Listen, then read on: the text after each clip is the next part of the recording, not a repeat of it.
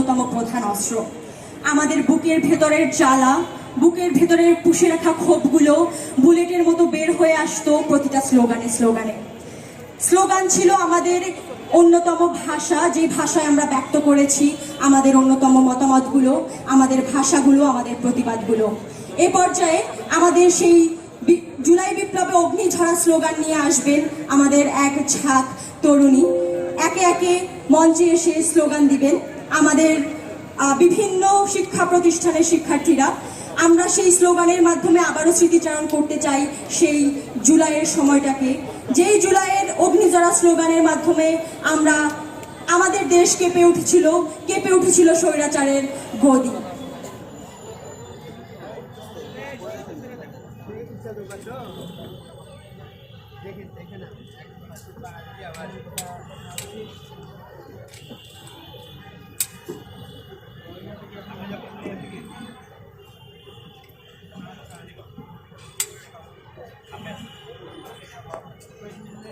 জানান দিতে চাই আমাদের জুলাইয়ের নারীরা বেঁচে আছে, তারা এখনো লুকিয়ে আছে, সময় হলে তারা নামবে, তারা এখনো কথা বলতে পারে, তারা এখনো সোচ্চার হয়ে উঠতে পারে।